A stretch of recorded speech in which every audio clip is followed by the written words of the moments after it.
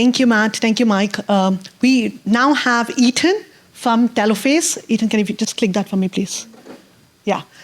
He's going to be talking about a new tool called go-OCSF, and he's going to give us a lot more about it. Thank you, Ethan. All right. Yeah, I'm the co-founder of Telophase. I'm going to talk to you about a go-OCSF tool we recently open sourced to help you start using OCSF in production today.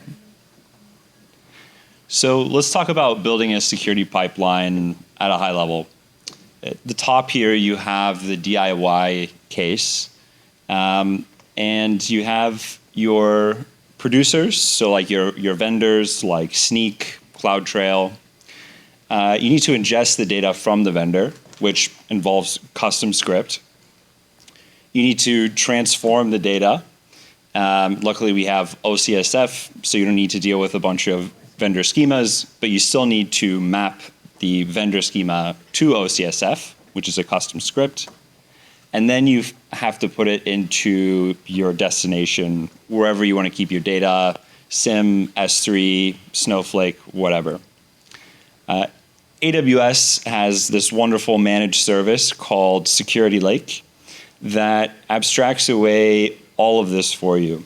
And in fact, if you're using AWS native producers like CloudTrail and Inspector only, then it's a fully managed service. But anytime you want to add a new vendor that's not AWS native, or you want to put your data somewhere else, you're back to writing custom code. And what's the problem with that? It's just writing a script, right? Well, each vendor, you need to write a script. I have yet to meet the sick engineer who actually enjoys writing those scripts. So what they'll do is they'll get initial implementation working. It will be just enough to work, but the consumer of the data will inevitably want something more. They'll want more fields from the vendor, they'll want different mappings, and pretty much as soon as that script is deployed, it's tech debt for your organization. As I mentioned, yeah, the consumer is going to want more. You're going to need to stay up to date with vendor changes to their API. You're going to need to stay up to date with OCSF. And I think the worst part of it is every company is just doing this on their own. Like everybody's doing their own work. So there's a bunch of duplicated effort. And so that's why we built go-OCSF.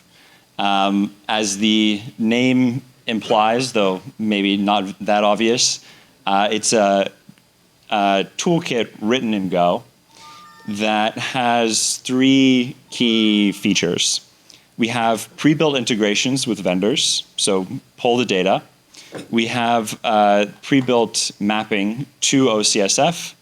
And then finally, integrations with wherever your destination is, be it S3, ClickHouse, Snowflake, so that you don't need to write any custom scripts.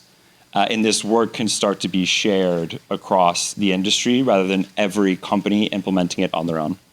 And it's fully open source. Just to give you like a high-level picture of how it fits in, it's really a layer that sits in between your vendors and wherever your data lake, your SIM is. And it can be that full layer from pulling the data, transforming it, and putting it to the destination. But it also plays nicely with managed services like Security Lake. So right now you'd have to, if you want to use Security Lake with Sneak, you'd have to write code, deploy it in Lambda, do a bunch of stuff. But instead, you can just use go-OCSF, so fully managed service. It's a very simple tool, or like low overhead is maybe the right word. It's really just a coordinator on top of the vendor APIs to pull the data, transform it, and then put it wherever you need. It's really easy to deploy. You can put it in, you can run it locally, like this example here. We've Dockerized it so you can deploy it in Lambda, EC2, Fargate, whatever. And in this example here, we're pulling data from Sneak, Tenable, mapping it to OCSF, and then outputting the data in Parquet format, and then finally putting it in the bucket. And if you want to use it with a service like Security Lake, we do the partitioning for you. And we were really inspired by Terraform as we were building this out. If you're not familiar with Terraform, it's a CLI tool that allows you to declaratively provision resources in your cloud provider. Terraform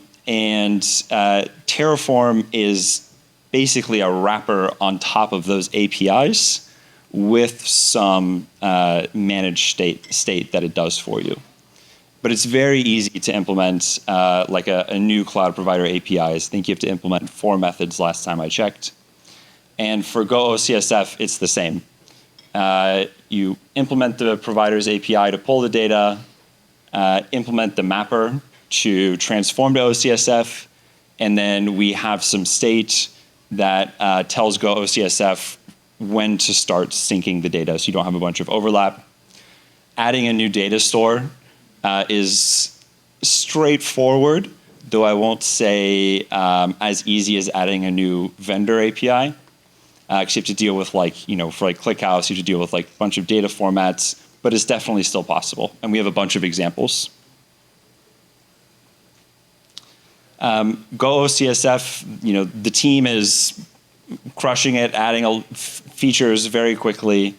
And I know it can be a lot of work to stay on top of the new versions. So we're going to make sure that go-OCSF, the Go models are updated for new releases within 48 hours of OCSF announcing it. And we also want to provide migration helpers to keep your data pipelines up to date. And everything keeps working, no custom code. So we have a bunch of integrations that we're adding. We've dedicated a lot of engineering time to keep adding integrations, both for vendors and also data stores. One that I'm particularly excited about, I'm not a shill for AWS, but S3 tables, the feature they recently announced, is a managed iceberg on top of S3. And it is one of the best options I've come across for storing and as the foundation of your security lake. And that's where we store all of our data. And Iceberg, because it's open, plays nicely with a whole bunch of other tools like DuckDB or whatever. But just like Terraform, go-OCSF will thrive on its community. So please check it out, star the repo. Consider us an extension of your engineering team. If you want a new integration, add an issue, we can add it very quickly. And any bugs you find, let us know, and we'll get to it very quickly. That's it. Check us out on GitHub and Twitter. Question. What's up? 2 questions. Yes. Is the tool limited to certain application, or is it any API to any destination? You focus on AWS. We're a SOC, we have our own repository. So if I use the tool, can I connect to any source? We have lots of them. And can I take that and put it in our data center storage area?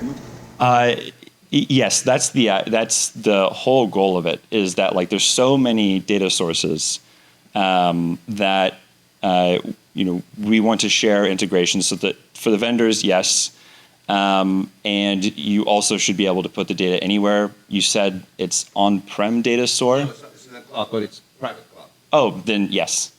Yes. There's no limitation. Correct. The second question, you said it's open source, but you also said it's a service.